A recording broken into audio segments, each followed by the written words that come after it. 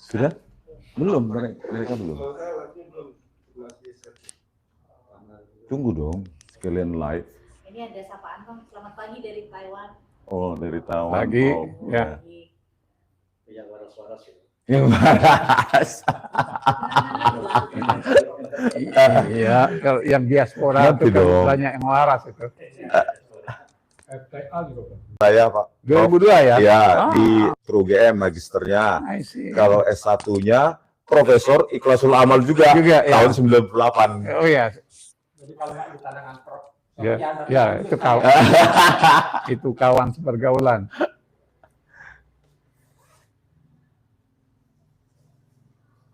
Apa lagi? Sudah ada yang menunggu? Sudah dari Kalsel, Kalimantan Selatan hadir Bang. Oh, Ya. Kalimantan Selatan. Yo, Udah live? Kalsel, Sudah di off. suara. Oh. Bang Ridwan, jurusan teknologi kayu itu bagian dari kebohongan katanya.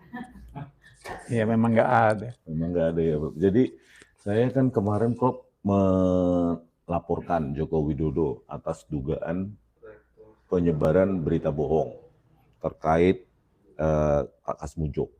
Iya.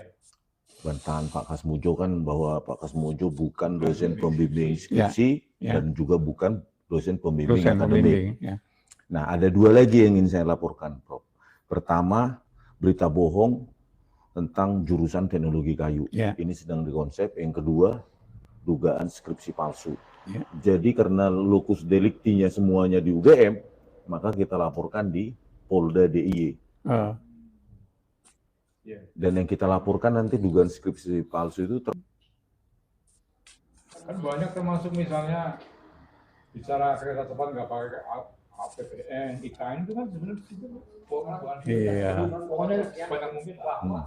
Dorong itu terus terang pengen mau ada pendadaran, tapi belum cukup SKSIP-nya. iya itu kan masuk tahun 80. Itu yang Betul ya. kamu itu betul. Kemudian tahun 82 atau 83 itu kan ada masih ada program kita masih ada bakaloriat, kandidat bakaloriat, reproduce, kandidat bakaloriat, baru doktoral kan. Iya. Nah, yang pada waktu dia di tingkat Tapi bakaloriat, nanti aja lah, Prof. Belum Oke. siap. ya, oke. Udah. Dihemat energinya ada. Dari kerap itu kan dari kerap itu masih sarjana muda kan. Iya. Oh. Nanti Prof, Iya, nanti kita. Iya, Nanti juga kami dari Relagama pengen bikin 1,5 menit yang bagus iya. di Gajah Mada. Mm-mm. nyanyi kita. Bisa pandu. Sedikit saya kasih narasi dikit tentang kejujuran. Iya, betul. Tapi sekarang kata Prof, direktorat itu udah berubah semua. Jadi mereka segan tuh, menghindar. Kayak ada Iya, nggak ada satu orang di rektorat itu yang mau saya hubungi. Wow. Dan juga kalau saya ngomong lewat itunya bangsa teman-teman, Protek semua ya Prof. ya sudah protek ngomongnya Luar sudah biasa lah. sudah di head up Prof. Sofian udah 80 tahun masih tetap mau bergerak untuk ini. dan bohong semua ngomongnya satu itu misalnya, ya. tidak berani. Jujur. Tidak berani jujur, right? Nah, cocok. Ya betul itu. Ya. Dari Pak Jihad Kirit Sabila, selamat pagi Pak Sufyan Effendi. Pagi. Pagi. Pagi. Kalian-kalian yang alumni UGM, terutama yang di ijazahnya ditandatangani Profesor Sofyan Effendi loh. Banyak salam nih untuk Pak Sufyan Effendi dari Helman, mantap ada Pak Rektor. Oh, kalau Kalimantan banyak sih. Kalimantan Kalbar itu yang mempelopori pengiriman ratusan magister Oh, ke UGM. Jadi di Pemdanya itu banyak sekali. iya. Jadi pejabat semua sekarang. Iya, sudah jadi pejabat. Ingat dong pejabat-pejabat yang di Kalimantan, soan kalau pas ke Jogja. ke Mereka Profesor kalau ada Sofyan Effendi. kalau ada MAP mengadakan seminar pasti datang. Oh, Ya, Banda Aceh hadir dan selalu mengikuti. ya Banda Aceh itu banyak juga lulusan MAP dulu pada waktu Magister Administrasi Publik ya. Magister Administrasi Publik. Kemudian pada waktu Irwandi jadi gubernur, apa di meja kosong kan semua mereka. Oke, Prof, kita mulai. Oke. Oke. Pemirsa sekalian, ya, saya Rismond Janipar, sangat berbahagia sekali pada pagi hari ini kita bertemu dengan Profesor Sofyan Effendi, ya, Rektor UGM tahun 2002 sampai 2007, ya, selama 5 tahun. Jadi rekan-rekan sesama alumni UGM, terutama yang ijazahnya ditandatangani Profesor Sofyan Effendi, kalau berkunjung ke Jogja, ya jangan lupa, ya, kita supaya mendoakan Profesor Sofyan Effendi selalu sehat, memberikan pemikiran-pemikirannya kepada Indonesia ke depan terkait dengan demokrasi kita di Indonesia ini. Oke, supaya tidak panjang lebar, ini Profesor Sofyan Effendi sudah pasti banyak yang mengenal, ya. Tetapi ini dari 80 tahun usianya. Dan yang 2 orang di sebelah kiri adalah alumni UGM juga. Ayo Mas, perkenalkan Mas. Kalau Profesor Sofyan Effendi nggak perlu, udah populer. Perkenalkan, nama saya Muhammad Mumin. Saya aslinya Palembang.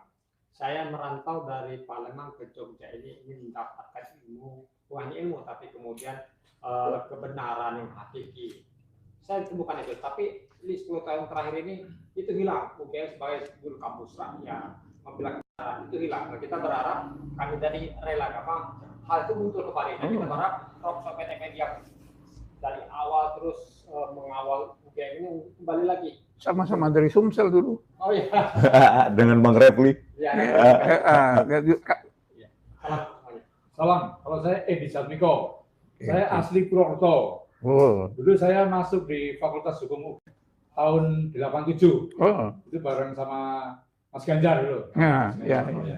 Ya saya pun dulu kita masuk UGM kan juga bangga lah, merasa bangga. Cuma akhir-akhir ini kok saya juga selaku alumni UGM merasa wah ini UGM kok sudah kondisinya seperti ini. Jadi kita dalam rangka untuk tidak ada masalah. Yang penting adalah bagaimana ke depan, bagaimana apa yang sudah terjadi kita sikapi ke depan, ya. Nomor satu apalagi kalau bukan namanya kejujuran, ya. Insya Allah kalau kita bisa menjunjung tinggi nilai kejujuran, ya, bangsa ini itu sebagai fondasi untuk ku junjung kebudayaanmu, kejayaan Indonesia. Kalau jujur itu ya akan terus jaya lah, kurang seperti itu. Oh, ya. Oke, sudah kita kenal bahwa para alumni UGM, saya juga, Pak Roy, Bu Tifa, itu saking cintanya dengan UGM karena kami semua dididik, ya, dibina oleh dosen-dosen kami yang hidupnya itu hanya untuk bangsa dan negara ini. Oleh karena itu kami tidak rela kalau UGM tidak jujur. Karena nama besar UGM dipertaruhkan. Dan selalu saya katakan bahwa UGM yang sekarang itu merupakan keringat dari dosen-dosen pendahulu. Bukan sekarang itu, bukan keringatnya dosen-dosen sekarang. Oleh karena itu harus dihargai dong. Ya kan, Prof? Oke. Pemirsa, Profesor Sofyan Effendi akan menceritakan segala hal tentang kondisi UGM saat ini, tentang apa kaitannya dengan ijazah Pak Jokowi, proses akademik yang beliau ketahui. Oke, Prof. Saya mulai dari mana ini, Prof? Saya mau mulai dari UGM ini kan sudah menyatakan bahwa dia adalah jati dirinya Pancasila. Iya. Nah, beberapa tahun yang lalu kita adakan seminar di Balairung untuk implementasi dari jati diri Pancasila itu di UGM. Saya kebetulan diminta bicara dan saya mengatakan kalau menurut penilaian saya, seperti saya uraikan nanti, ada masalah UGM ini belum mampu menjadi Pancasila yang menjadi jati dirinya itu. Kita menyatakan pada tahun 59 pada waktu Bung Karno hadir pada ulang tahun Dies Natalis yang ke-10 tanggal 19 Desember 1959. Waktu itu beliau datang untuk menyerahkan gedung induk itu. Gedung pusat. Ya, Bung Karno di situ kami sebagai pemerintah menyerahkan gedung yang sangat besar ini. Itu Bulat Suhu masih kosong kan. Dan satu-satunya gedung itu yang besar itu ya gedung itu. Pemerintah menyerahkan gedung yang megah ini kepada Universitas Gadjah Mada dengan harapan dari gedung ini dilahirkan putra-putri bangsa yang menjadi sarjana-sarjana yang menguasai ilmu pengetahuan teknologi dan tidak terbatas kepada hanya menguasai ilmu pengetahuan dan teknologi, tapi saya harapkan di sanubari setiap lulusan Gadjah Mada itu tertanam dalam nilai-nilai Pancasila. Itu kan tujuannya. Jadi Prof, gedung pusat itu didirikan atau diresmikan 10 tahun setelah pendirian UGM, 19 Desember 1949. Ya. Nah, yang mendesain gedung pusat itu siapa, Prof? Yang mendesain itu adalah ini adalah seorang arsitek di keraton yang di pemerintahan DIY yang saya lupa namanya. Beliau yang bukan Belanda ya. Bukan Belanda. Bukan Insinyur Soekarno yang mendesain. Bukan Insinyur Soekarno pasti memberi arahan. Tapi arahan. Yang membangun dan yang mendesain dan membangun gedung itu adalah yang dari keraton itu yang betul-betul dilaksanakan sesuai dengan kejujuran. Jadi kalau kita lihat gedung itu kan dibangun 50 tahun yang lalu kan belum ada yang retak. Dan masih megah seperti itu. Ya, berbeda dengan gedung-gedung UGM yang ada di kampus-kampus sekarang. 66 tahun. 66 tahun masih berdiri dan kokoh, megah ya. Enggak perlu AC sudah dingin. Dan di hanya orang Jogja dari keraton yang membantu Pak Sultan di dalam pembangunan di keraton. Kalau nggak salah sebelumnya ada ya kuliahnya di keraton ya, Prof, sebelumnya. Kuliah kita memang di gedung Indo itu. Oh, ada sebagian di keraton ya. Sebagian di keraton. Saya termasuk masih lulusan keraton. Wow. Jadi Fakultas Hukum, Fakultas Ekonomi, Fakultas Fisipol di Pagelaran itu. Kemudian di Fakultas Kedokteran di Mangkubumen, kemudian Fakultas Sastra di Judonegaran, itu tempat kita kuliah dulu. Saya kan lulusan tahun 69, baru pindah ke gedung induk. Ke gedung induk kan 73. Jadi angkatan baru 62 atau 63 ya? 63, terus lulus tahun 69. Kemudian waktu itu kan ada kita tidak kuliah 6 bulan kan, jadi saya molor 6 bulan. Tapi tahun 73 saya termasuk rombongan pertama dari dosen-dosen muda. Saya dulu belum jadi PNS. Sudah dikirim ke luar negeri, dapat beasiswa. Saya ditunjuk oleh dekan Pak Mul. Kamu ikut tes, lulus saya. Karena waktu saya di SMA dapat guru bahasa Inggris yang bagus kan, jadi bagus, lulus. Nah, saya dikirim ke Pittsburgh, dapat ke Pittsburgh itu anunya. Kemudian waktu itu saya masih ikut program BA kan, saya dapat ijazah bakalaureat, tapi karena nilainya bagus boleh terus ke doktoral waktu itu namanya. Doktoral, dapat ijazah doktoral di situ. Nah, waktu saya kuliah di Pittsburgh, di Graduate School of International Affairs, itu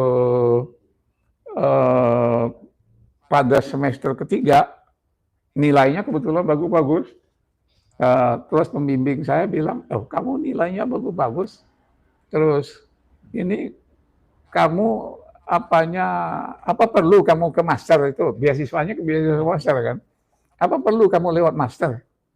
Terus apa ada kemungkinan, loh kamu kan BA Anas katanya, dapat BA. Nah, menurut kebetulan ada pada waktu itu profesornya orang Belanda yang lama di Indonesia ini yang mendirikan IPB, Profesor De Vries. Dia ikut mendirikan sekolah saya itu di Pittsburgh. Kemudian bilang, iya di Amerika itu dokterandes itu artinya PhD candidate. Kan kita tuh di dalam ijazah insinyur atau ijazah dokterandes itu dikatakan memenuhi persyaratan-persyaratan untuk meneruskan doktor kan. Oh iya. Yaitu PhD candidate PhD, kan kalau di sistem Amerika. Jadi dia itu PhD candidate. Maka saya loh, oleh profesor saya dibilang, loh kamu kan nggak perlu master, kamu langsung aja pindahlah saya semester ketiga itu langsung ke program doktor. Jadi saya termasuk doktor pertama dari Visipol. Karena Amin Rais harus hanya lewat sampai master, Ikhlasul Amal hanya lewat master. Mereka harus ulang dulu kan, baru setelah itu melanjutkan ke PhD. Ya, saya enggak, saya terus. Saya semester ketiga langsung pindah ke program doktor dan oleh pembimbing saya ditulis surat ke rektor UGM, ini anak performance yang bagus, bisa meneruskan langsung ke PhD. Nah, pas waktu itu Rockefeller masuk ke UGM kan, dapatlah saya beasiswa Rockefeller. Istri bisa menyusul, istri dan anak waktu baru satu anak bisa menyusul. Dulu presidennya siapa? Di Pittsburgh, dulu presidennya Amerika siapa dulu? Waktu itu adalah Nixon. Nixon. Zaman biar zaman dulu itu. Ya, Nixon. Nixon itu zaman. Saya masih ketemu Nixon. Bukan Ronald Reagan sana lagi. Iya, Nixon itu apa? Nixon. Jadi Prof, bahwa UGM itu dibangun dengan filosofi tadi gedung pusat begitu megah, kuat, sekarang tidak ada retak walaupun sudah 66 tahun. Berarti filosofi UGM lewat gedung pusat itu adalah jujur ya. Ya, itu yang betul. Pada waktu saya disuruh bicara mengenai apa yang sudah dicapai oleh UGM yang menetapkan jati dirinya Pancasila itu, apa yang sudah kita lakukan? Terus saya uraikan, pertama adalah karakter building. Ya, kalau menurut Bung Hatta kan dulu yang ikut mengajar mendirikan Fakultas Ekonomi. Dia itu mengajarkan bahwa karakter yang diperlukan oleh universitas-universitas itu adalah yang memiliki kejujuran dan kebenaran. Dia mempertahankan kebenaran dan dia harus memperjuangkan kejujuran. Akademik itu kan membuktikan kebenaran. Penelitian itu kan untuk membuktikan kebenaran. Itulah dua karakter yang diperlukan oleh bangsa Indonesia ini. Dan itu. Nah, bukan dibuat oleh framing ya. Saya kira sekarang waktu itu saya tanya, nah apakah UGM sudah menghasilkan lulusan-lulusan yang memiliki karakter seperti itu? Dan di situ saya melihat ada kelemahan di dalam pendidikan karakter di UGM. Kurang ditanamkan nilai-nilai kejujuran dan kebenaran itu. Di samping kebangsaan ya, pemahaman. Ya, Bung Karno waktu itu yang pidato pada penyerahan gedung itu mengatakan, saya mengharapkan dari gedung ini dilahirkan putra-putri yang menjadi sarjana menguasai sains dan teknologi. Tapi saya baru berhasil menjadikan Pancasila itu sebagai filosofis Ronslah dari bangsa Indonesia. Jadi saya baru bisa menjadikan Pancasila itu sebagai Weltanschauung, apa itu ya pandangan hidup bangsa Indonesia. Tapi saya belum berhasil menjadikan Pancasila itu sebagai filsafat keilmuan yang bisa digunakan untuk menghasilkan disiplin-disiplin baru yang berdasarkan Pancasila. Misalnya dari Fakultas Fisipol yang mengajarkan ilmu politik, saya harapkan dari sinilah lahir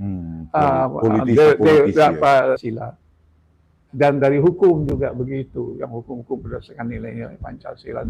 Dan kalau dalam ilmu sosial itu yang menanamkan nilai-nilai Pancasila itu. Tetapi dalam ilmu eksakta lain, dia bagaimana menanamkan nilai-nilai Pancasila itu di dalam itu action dari aksiologi. Aksiologinya bagaimana kalau kamu menjadi engineer, ya bagaimana yang engineer yang berdasarkan itu kerakyatan misalnya. Yang kalau kamu ini ekonomi ya harus ekonomi yang berkeadilan sosial. Nah, saya bilang kalau kita lihat sekarang itu apa yang dihasilkan oleh Fakultas Fisipol dan Fakultas ini, yang di Fisipol yang diajarkan tetap ekonomi berdasarkan demokrasi politik Barat, bukan politik Pancasila. Jadi mereka menganggap Pancasila itu adalah satu nilai yang dibikin saja, seperti kata Bung Hatta. Itu jadi nggak ditanamkan dia. Itu hanya orang-orang tertentu yang memang perhatian kepada situ yang bisa membangun dirinya menjadi sarjana-sarjana yang bernilai Pancasila. Tapi sebagian besar enggak. Jadi karena itu kita nggak usah mengeluh. Saya bilang karena ini bagaimana kok anak-anak muda sekarang kurang paham tentang Pancasila. Karena kita sendiri tidak mengajarkan kepada mahasiswa-mahasiswa kita bagaimana demokrasi Pancasila itu. Bagaimana ekonomi Pancasila itu. Kan nggak diajarkan. Yang diajarkan tetap ekonomi kapitalis. Yang diajarkan tetap demokrasi liberal. Ya, tahu-tahu sekarang di dalam amandemen Undang-Undang Dasar yang diamandemen sebanyak 4 tahun itu 99, 2000, 2001, 2002 itu nggak banyak yang sadar bahwa Pancasila itu sudah dihilangkan dari Undang-Undang Dasar itu. Ruhnya yang hanya tertulis di dalam pembukaan itu hanya tekstual. Tapi bagaimana penghayatan itu nggak ada lagi. Mengarah sekuler ya, Prof. Mengarah ke sekuler, mengarah ke liberalisme, mengarah ke individualisme. Itu anunya. Dan itu memang amandemen Undang-Undang Dasar itu adalah dimotorin oleh CIA untuk menjatuhkan Pak Harto. Jadi kan waktu itu kan Pak Harto itu ingin dijatuhkan karena Pak Harto dilihat sudah terlalu dekat ke Islam, ingin dijatuhkan dengan merubah ideologi dan undang-undang dasarnya. Dan itu celakanya saya bilang 600 orang anggota MPR itu kok mau-maunya itu undang-undang dasar kita yang tanpa Pancasila, undang-undang dasar kita yang tidak lagi mengandung itu keadilan sosial, itu sudah nggak ada lagi. Kalau balik ke UGM, kok sekarang UGM itu apa? Sekalian jadi apa? Stempelnya kekuasaan ya, Prof. Juga kita nyatakan ya sekarang. Ya, nah itu menyangkut kepada tadi ada soal ijazah ini, itu kan memang tidak ada kejujuran. Itu. Sering berkomunikasi, Prof, dengan pengurus UGM sekarang, pejabat-pejabatnya. Ini susahnya di kalangan dunia akademiknya. Iya. Ya, mereka yang berkuasa nggak perlu lagi, merasa nggak perlu lagi. Kita ini nggak pernah lagi diajak kan. Nggak usah lah di tingkat universitas, di tingkat fakultas saja nggak pernah. Di tingkat jurusan aja nggak pernah. Dilibatkan dalam penyusunan kurikulum baru misalnya. Iya. Ya, kan dalam perjalanan hidup saya ini kan saya ini bolak-balik antara universitas dengan di Fakultas. birokrasi. Iya, birokrasi. Jadi saya mulai di birokrasi itu yang melihat pertama kali Pak Habibie. Dia perlu seorang ahli, seorang pembantu dia yang membantu dia di dalam pengembangan iptek. Iya. Nah, terus saya ditelepon. Datanglah saya ke sana. Pak, saya bilang saya ini kan orang sosial, nggak ngerti apa-apa tentang teknologi. Terus dia jawab, kamu itu kan ahli kebijakan publik. Itu yang saya perlukan. Bagaimana membuat supaya kamu paham sains dan teknologi. Tapi ilmumu itu yang saya perlukan. Dan saya selalu, untuk bidang itu, saya selalu memilih orang-orang UGM. Saya ini lulusan ITB, tapi pikiran saya lebih dekat dengan orang-orang UGM. Dia bilang begitu. Masalah sosial. Masalah sosial itu kan, itu kebijakan publik itu masalah sosial. Nah, itu jadilah saya Deputy Menristek bidang perumusan kebijakan teknologi iptek. Kemudian setelah itu dia naik jadi wakil presiden kan. Iya. Saya perlu kamu nanti, kamu ikut saya ya. Pindahlah saya ke kantor Wapres. Oh, di kantor Wapres. Ya, dia itu Wapres terpendek kan di Indonesia hanya 4 bulan. Ya, terus rekornya hanya 4 bulan. Dia tahu-tahu ditelepon oleh Pak Harto malam-malam tanggal 19 malam. Ruth, kamu menggantikan saya ya karena saya akan mundur. Tanggal 21 kan dia mundur. Ya. Saya akan mundur. 1 Mei. Ya, saya akan mundur. Kamu yang nanti mana? Nah, ikutlah saya ke kantor Wapres kan di situ ya. Nah, setelah itu di dalam di Wapres itu kan harus ikut semua acara-acara presiden. Ya, saya ikut pada acara pelantikan 12 orang duta besar baru. Ya. Saya ikut. Terus waktu salaman dengan presiden, dia bilang, kita minggir ya nanti, kamu jangan pergi dulu. Kita minggir. Nah, setelah itu selesai, diajaknya minggir. Pian, saya mau memberi kamu tugas baru. Tugas apa, Pak? Yang ini aja sudah. Tugas yang lebih penting, katanya. Saya bilang, ini sekarang aja sudah penting. Enggak sembarang orang yang bisa masuk kantor presiden saban hari.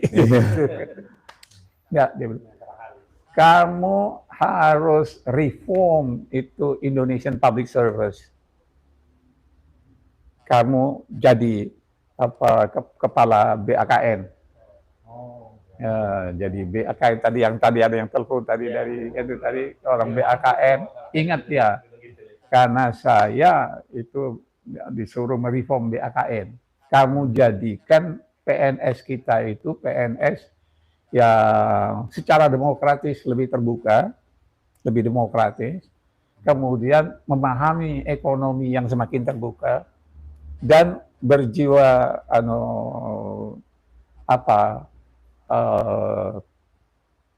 berani membuat keputusan. Nah itu jadilah. Nah saya lihat BKN waktu itu namanya Badan Administrasi Kepegawaian Negara, BAKN. BAKN.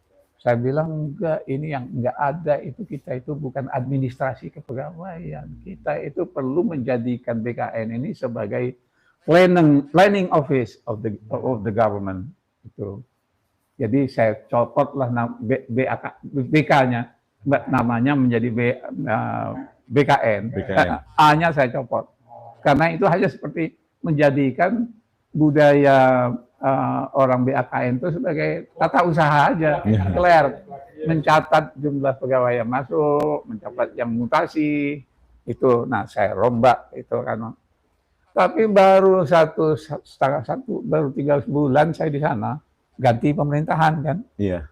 Yang menjadi presiden adalah Pak Gus Dur. Gus Dur menganggap saya ini kurang Nahdien. Nah, Sofyan itu bukan Nahdien.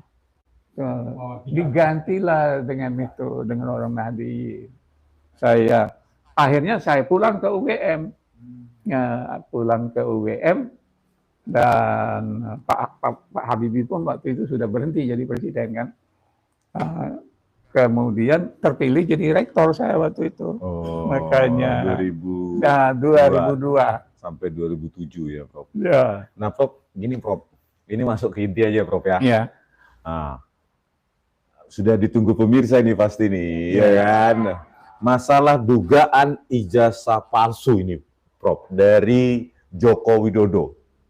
Ya. Apakah yang Prof ketahui tentang itu atau dari sumber-sumber dari teman-teman yang pernah ada di UGM gitu, Prof?